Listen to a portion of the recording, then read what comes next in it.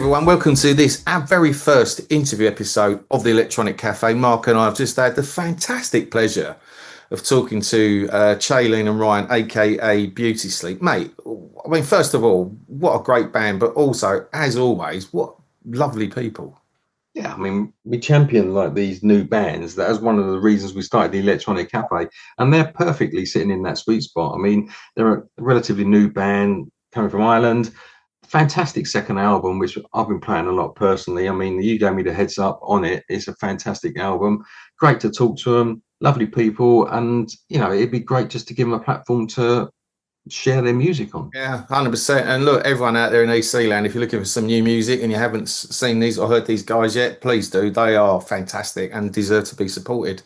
Should we let our lovely audience see what the fuss is all about? Yeah, everybody, on the Electronic Cafe, the first interview for 2026, the brilliant Beauty Sleep from Ireland.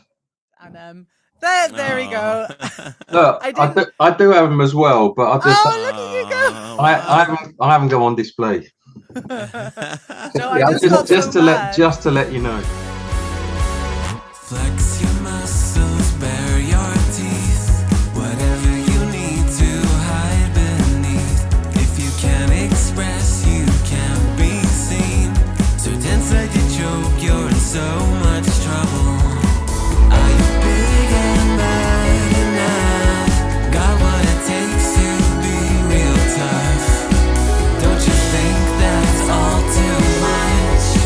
Falling in is so dangerous.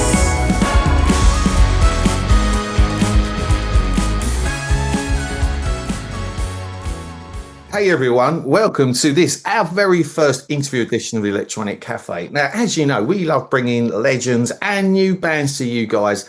And these guys we're going to meet in a minute are one of the best new bands we've heard for a very long time. Cheylene, Ryan, aka Beauty Sleep, welcome to the Electronic Cafe. It's so lovely to have you here. Hello, Pleasure to thanks so be much here. for having us. It's brilliant.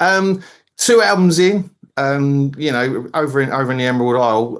What's your story? Tell us about, you were in bands before, and just give us a kind of brief, how did you guys become who you are? Yeah. You'd think we would think about this before signing into. That's all right. Well, I think we're trying to think. Let's keep it somewhat condensed because it is quite sprawling, in a wonderful way. I mean, well, I'll go for a bit. And then you Okay, can go jump on in. then. So Cheylene and I met properly at least when I joined Cheylene's band. So we were both from Derry, grew up in Derry at least. Went to the same schools and stuff. Had a lot of shared friends.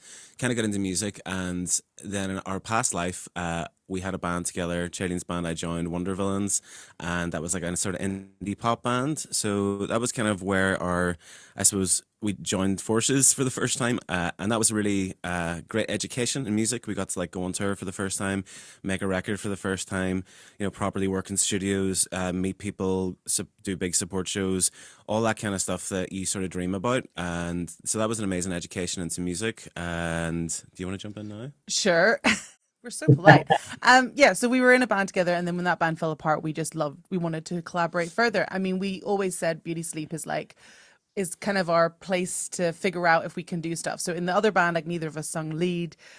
We were kind of co-producing or trying to help out, but we didn't produce things fully. And this band, the first thing we wanted to do is can we sing properly lead, and can we produce it all ourselves? And so that was kind of, I think, Be Kind listening back is we're really babyish at that, and we're trying to figure out a lot of things. And in production and recording, and in the second album I think we've gotten a lot better, which is great. But yeah, I mean that's essentially it. We are 2 people who've collaborated together since we're teenagers. We're also a couple, which we keep forgetting to mention. Yes, we are clear. Married also. We're also married, so we just like making music together and making art together, and we've been doing it for far too many years now. Light breaks the haze, and the lines all change whenever you want them to. The countdown, you're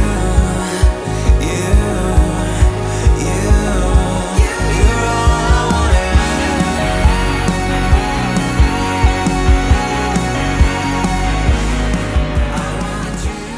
And look, this, I mean, we Mark and I discovered you because of this, and then obviously got the previous one, but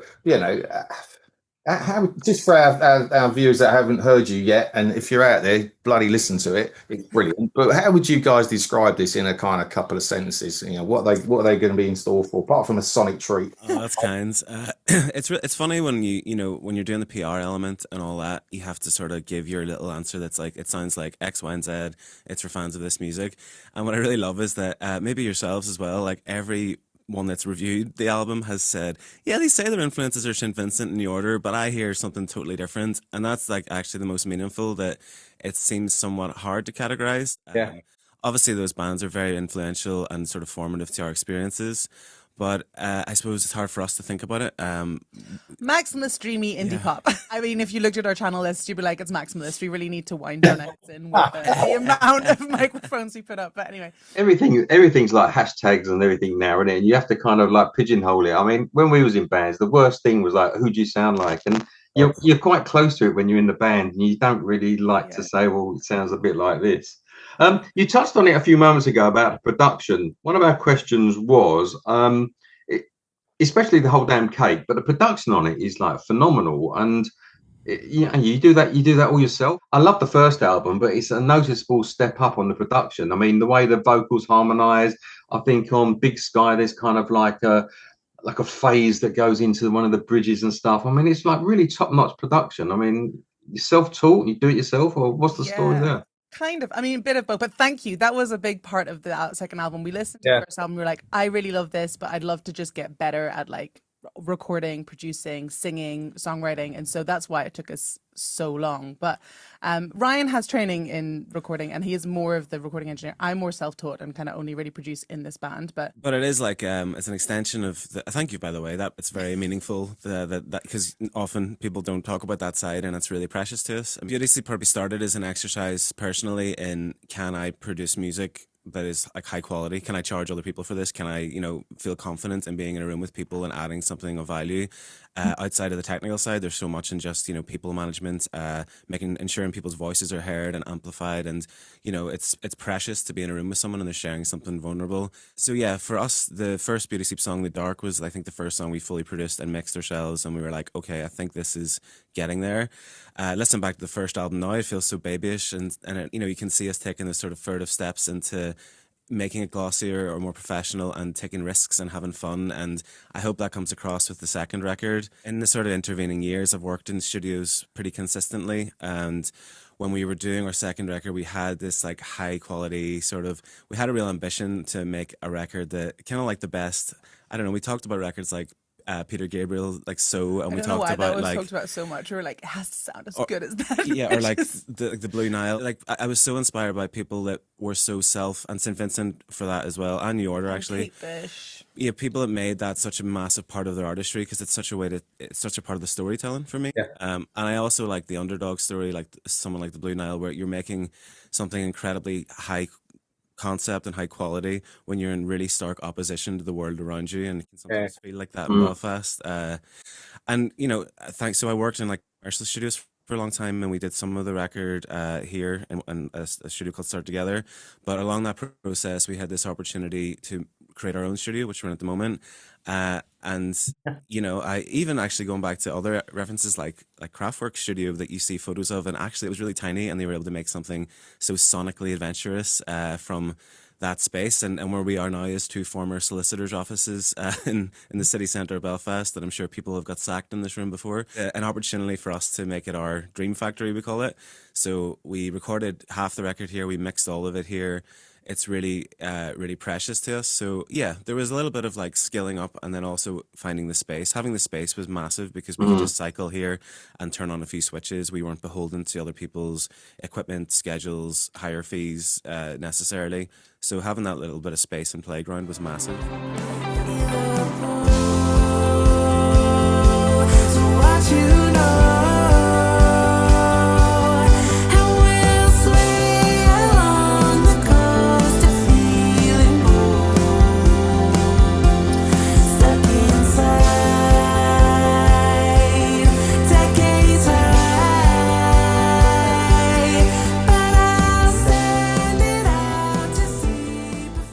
From my side, and I bet Mark's sitting and thinking and saying, as you're mentioning all these bands, it's nice to know that there's yeah, you're a much younger generation than Mark and I, but that stuff's still transcending down to you. It's brilliant, and long may that continue. It's nice to know. And your videos, I think, as well, they're great fun. They're really quirky. Do you storyboard those as well? Yeah, Yeah. that's Shaylene's area more than mine, but that's all self-done as I know well. we're over ambitious. We do really love making like the album that we made. We really love doing it, so that's why we do it as well. But yeah, I mean, I kind of self-taught in video too. I just really like making art, and the only regret I had from the first album was that I wish we had a music video for every single. Like we didn't have a music video for the Feeling Back, which was still one of the singles that kind of have lasted, and so I was like, you know, when you're doing another album, you're trying to do it better. You're like, let's do everything better. And I was like, and also we're doing a music video for every song because it lasts. As you said, it lasts. Even though in the moment of release, you're like, I have no time. This is so expensive and difficult. You're like, but the music video does last. And I think we were thinking of that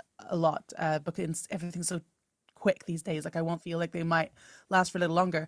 But we had a lot of fun with the music videos. We were very lucky to work with a few videographer friends, and I've been dabbling in doing some like film work in Belfast anyway. Some of my friends are like set designers and work in art departments, and this studio is actually a part of an artist collective called Vault. And it provides studio spaces for cheap for like people of all disciplines. So we're like sharing a floor with clowns and jewelry makers and stuff like that. So having all of those people around us for the past few years has really made an impact. So whenever we did, I think Radical Happiness was shot in 2 of the buildings that Vault host, and you know, like all of our friends and like creative community is kind of like showcased in it. So although they're very ambitious, they are very low budget music videos. We're just great. very hard. But I love doing it. I love creating the world. And we were laughing. I was sitting here the other day, like literally doing my taxes, being like, it's so sad and cold in here. And I'm looking at my finances. And I looked at, someone asked me for like a link to a music video, and I watched one of our music videos. I was like, I want to be in that world. Like it's kind of like a bit of a fantasy for us as well. So I think it's really nice to be able to create. Videos used to be storyboarded. They used to be kind of like, you know, you go back to, I don't know, Adam and the Ants, and everyone can remember those videos. And then it became very just performance videos or a load of snapshots or arty looks, and they're not, you know, they're not videos that you want to go, oh great, I want to watch that again. And I think your videos are kind of quite quirky, quite colourful, they're fun, and you watch them and the songs are great, you know, supporting it and everything. And I think what you're doing on the video side is also really good. Thank you. We do storyboard them. I'm pretty sure we storyboarded every one of them other than Unfamiliar and send it out to see. Well, we storyboard half of them. So one more mistake till I'm done and I'm starting to break. But I know there's something out there. I'll chase it for forever. I know there's something out there. I'll chase it for forever. I just don't feel. I just want to ask one question on the production thing again. You know, when you work on Logic or whatever you use and stuff, there comes a point where you've got to let it go. I mean, sometimes you can listen to a song and you do, you know, when you're mixing and mastering and stuff, you listen to a song so much that you become a little bit sonically blind to the song, you know. At what point do you think, right, that's done, I'm letting this go now, or do you just dabble with it all the time? oh, Yeah. you've clinched upon the unraveling of our minds, which is No, yeah, very difficult. yeah, no, you are correct, Mark. That can be, it's hard to know when to let go, I suppose. That more than anything is a skill that I think we've tried to hone in making this record.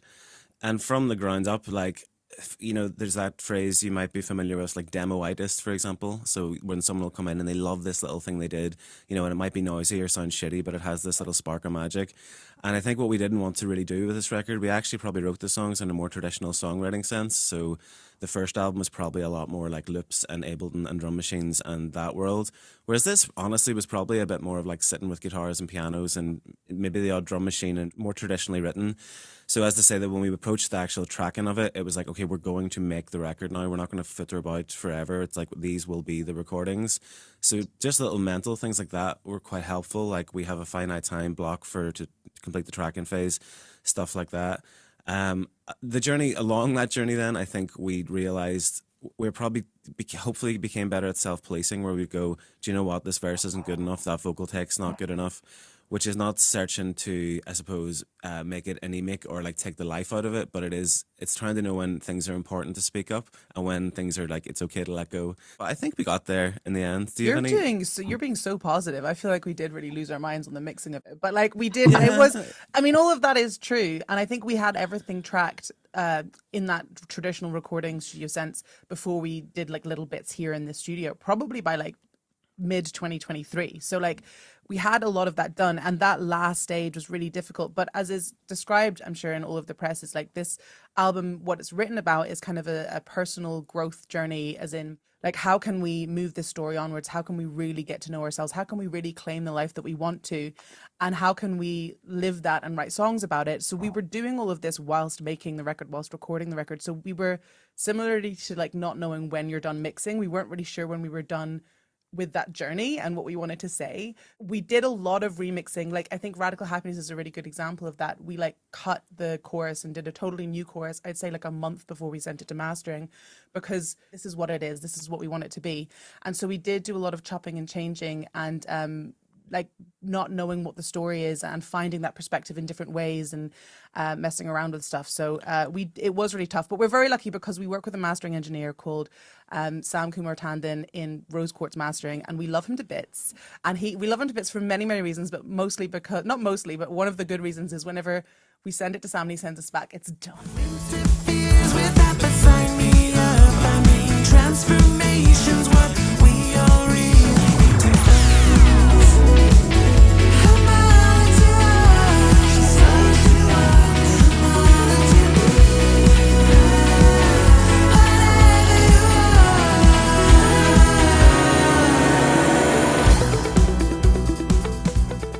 Okay, well, I've geeked out enough on the production side, so I'll move on. Before Christmas, you just finished an Irish and UK tour.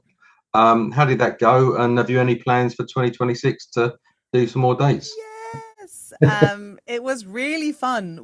I love touring, and it was the first time we've done that since in that way since the pandemic. You know, we would have done that before pre-pandemic, and we haven't like gotten a car and driven around places since the pandemic. We've maybe flown for one-off shows or something. So it was so much fun. We had a great time. It was really nice meeting everyone. It was very overwhelming. I think we did 9 shows in 10 days.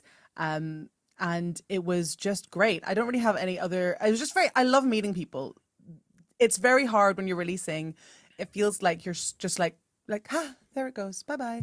And it doesn't really feel real until you're in a room with people, even if they haven't really heard it before. They don't even have to like sing it back or anything. It just feels so much more tangible in a space with people. And then meeting the bands that we were playing with, and meeting the promoters, and meeting some random people, just that kind of like, where does music live? It lives in this room today, is really, really emotionally helpful to process the fact that we finally released this album we've been working on for 5 years. So we had a great time and we loved it. And we do have plans to come out again. Those plans are completely they're being formed. They're being formed. There's no set dates to give you, but we're definitely want to come over again. We will give you the dates as soon as we have them. We can't wait. And like what Cheylene says is so true. It's like, I think what we enjoy most is the instant connection thing, which is so different from being in the studio where, you know, you can make things perfect and chip away and chisel things to eternity, but you're so in a vacuum, you know. It feels, for lack of a better phrase, like a bit more honest just to be in a room and play. Yeah. And if people think it sucks or it's amazing, that's so exciting because it's happening right then and there. And yeah, I think for both of us that was the initial draw to music. Like, we obviously like songwriting and production and all those things that are somewhat, you know, part of the big broth of being a musician, but the getting in people's faces and meeting people and making connections in cities you just wouldn't do otherwise. You wouldn't have those opportunities if you just were like a tourist or passing through in a different way, and making connections with other bands and sort of seeing what the UK music scene is like for everyone. Yeah, that was really interesting, actually. Yeah.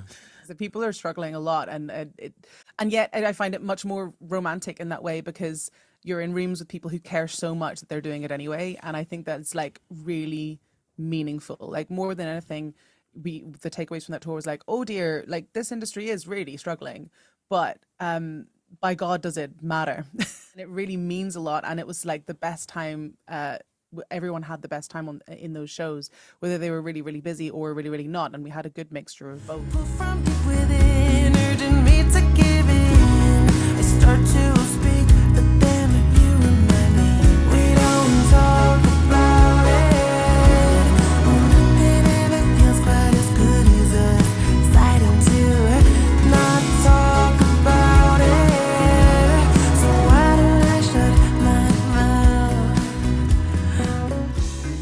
there's only 30, 40 people in a room, they might tell another 10 people, and that's how it all. It's like that's why you're on here. We heard you, and me and Mike went straight away. Right, we've got to get you guys on because that's kind of what our ethos is about. And that's so meaningful. And I feel like you have a fan base that really does interact. But a lot of the internet is just like you're just farting into the wind, like it just has nothing going on. But like in a room, you're right. Even if one person hates you and tells all their friends, that have at least told their friends about you. Like it's real. I feel like more than anything, I'm like, I just want to do that. Like that's the only way to really build these days, I think.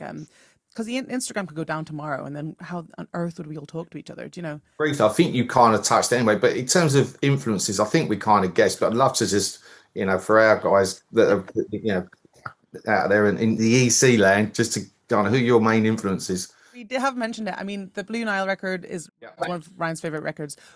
Everyone says we sound really 80s, and I used to think that was like really lazy. It's like we play, like I have a Juno, so I'm like, we play a Juno 106. That's why everyone says we're 80s. And then I listened to more 80s music. I was like, oh no, we do sound really 80s. So I definitely think, I don't know how that has gone in there, but I think it's just because like I come from a keyboardy background and Ryan comes from a guitar background, and we just kind of like being very physically fun with those instruments. I would guess that's kind of where 80s stuff comes from anyway. But we love Kate Bush. We love Prefab Sprout. We love Prefab Sprout. That hot dog jumping for King of Rock and Roll. That might be the best song ever. I think we're just enjoying going back in time and thinking like, so Prefab Sprout missed me when I was growing up, but I was like, if Beauty Sleep were a band in the mid 80s, this is probably the band we'd be, and I also just am very inspired by I don't mean this as a slight, but like real people that are singing with their voices, and they're not necessarily, great singers. Yeah. We're not great singers. Like we just sing the song, but we're not too focused on 80s. Like we do. No, I love Chapel Roan and Charlie XCX, and the mid 2000s was a really big time for us. So like, the Ting Tings and Kate Nash and like the Ting Tings. I think they're back, but I think they're more country now. So I'm like less excited about that. But like that era of like you can do it on your own, like plug the lead into GarageBand, like that was definitely the genesis of like that love for making music. So that's had a really big impact on Santi Gold and stuff like that. But yeah, we love music, not to sound too generic. Yeah, it's probably all over the map. That's a terrible answer. We're really chatty as well, if you can't tell from this interview.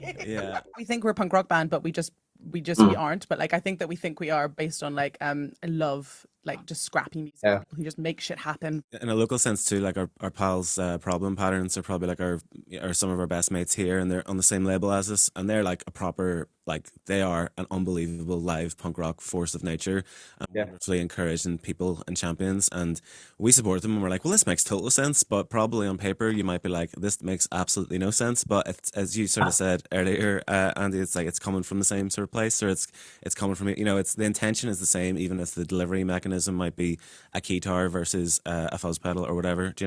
It's the same intention. And sometimes it's both. We turn in and check out. I don't know when I came untethered. I used to dream of the other side. It all begins to crack, forget it. Could I ever be satisfied? I'm waving at haze in the big sky. Finally I can breathe on this cloud. I see a sparkle in our eye, and I don't want it. Here's a question which we've been asked, and I would hate to be asked again, but what would be your Desert Island disc if you could take one album? So hard. If we were asked it would be different tomorrow than it is today. No, I know it would be different, and I think I'm being influenced by the conversation we just had. But actually, I was thinking about this because I have it on vinyl passed down from my dad. It's called Hounds of Love, isn't it? That Kate Bush album that has Hounds of Love running over the hill. That's a great album. Great album. On vinyl, it's perfect because it's so like all the hits on one side and then like really experimental on the other. So maybe that would feed me enough on the desert. But that's the first thing that popped into my head. God, I'm all right. This. Ryan's scrolling through his Spotify. That's really seriously, I am, because what have I been listening to? I suppose you want something eternal though, right? Not just like your flavor of the week. Oh God, what's it gonna be? Come on, help me. What do I like? The Nile record. I've already said it like That's- 3 I times know, though. but that's true. Walk Across the Rooftop probably, just because I love the production story that they use it to sell hi-fis even, like, because every time the store put it on, they sold a record, and I'm like, that's good, that's a pretty good, a wonderful sort of like encouragement of your production. So that would be a good one. And then I don't know, I think I'm also thinking that the album that probably changed my life most was Nevermind, which is a very obvious answer, but like that was the first one that like I realized, oh, you don't have to be a disgusting, gross metalhead. You can actually be a bit more like sincere and not as Nothing like. wrong with being a metalhead. Let's just put that out there. No, not metal's amazing. I mean more like I love records that, when you look back, you go, oh, that was like this paradigm shift where it like blew the cobwebs off, like sort of. I mean, sonically it's amazing, but what it did sort of for music, and it's sort of like a gateway album, because like albums like that, when you're a kid, you're like, okay, I know Nirvana, and then you get, now I know like Fugazi, and now I know like Minor Threat, and now I've heard Black Flag or whoever. I love records that have done that for me over time. Table for 4, so you can invite 3 guests each, dead or alive. Who would be at your table? Okay. Go on. Janelle Monáe, I've thought about this. I'd love to chat to Janelle Monáe. I think that she is so inspiring and cool. And I almost said her album Dirty Computer. I love that album as well. But I kind of go in and out with it. But Janelle Monáe is amazing. Dev Hynes also are 2 big influences. But then that's 2. No, I take it back. Janelle Monáe, David Bowie. And did you hear that she time traveled and seen David Bowie anyway? So that's the same thing. That's a whole other. We can catch up on the internet nonsense later. Okay. Oh, actually, curveball one is Rostam. I love him as a producer. I just think he's really interesting. So Yeah. let's say Janelle Monáe, David Bowie, and Rostam. But I could say 100 people. I was like going through the Rolodex there, but mostly Janelle Monáe. She's alive, so that might happen one day. But I really doubt it. But Nice, I love it. Okay, who will I have? I'll take the comedian Bob Mortimer as my first. Been loving him recently, and a lot of my early childhood memories are watching like Shooting Stars with my folks, so that'll be a good one. Keep the crack going there. Let's get a fun musician in there. I really love like the Irish band Villagers, so maybe I've never met Connor from Villagers, but that could be a fun person to have there, fun personality. And who else? Maybe someone historical. Let's say Elvis, maybe. oh yeah, I we've got been into getting Elvis really a lot into recently. Elvis. Yeah, Yeah. he is the king. It's amazing. We do some work in dementia centers, and Elvis obviously kills in that scenario. But we were like, we only really know the big hits, and then we started getting into it, and we were like, this guy's amazing. Shock horror. Makes sense. Yeah. Shock horror. Elvis is really good. So. I liked a lot of I like Elvis. I like a lot of his rock and roll stuff. I'm not really a fan of, but the fade in Elvis and the gospel and the Las Vegas Elvis, I think that whole jumpsuit kind of like thing is, And we watched him live in Hawaii, and we were watching that being like, this is so long ago. I think it was in the 60s. I think it's like the first, it was 73, and it was like, I would pay so much money to hear what he's hearing on stage, because you gotta believe there was no good monitoring system there. Like, how is he so in tune? How is everything? They definitely can't hear a fucking thing. Like, I think it's very impressive from that point of view. Yeah, that was the Aloha from Hawaii 73, wasn't it? that's very the good. one. Yeah. Look, there's Mark's bringing out with inner Elvis. I was going to put a jumpsuit on in a minute.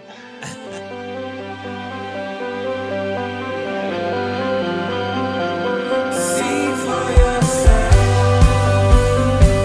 Be kind to yourself. See for yourself. Be kind to yourself.